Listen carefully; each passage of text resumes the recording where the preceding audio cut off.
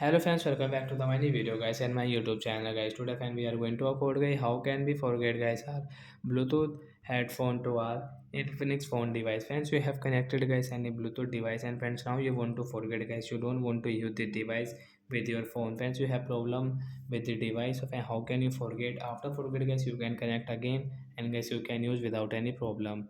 So first of all guys you will have to turn on guys your phone setting guys. After on phone setting guys, scroll it. Friends, you can see guys this type of settings. So how can we guys use Bluetooth setting? Friends, you can see this more connection guys, tap here. Then guys you can see your phone Bluetooth setting guys, we will tap here.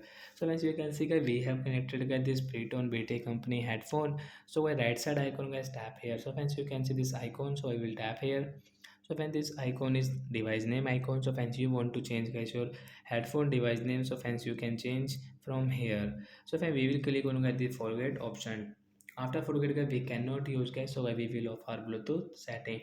After 4 and 5 seconds guys you can connect guys again your Bluetooth device without any problem guys. So that's it guys, thanks for watching the video, bye guys.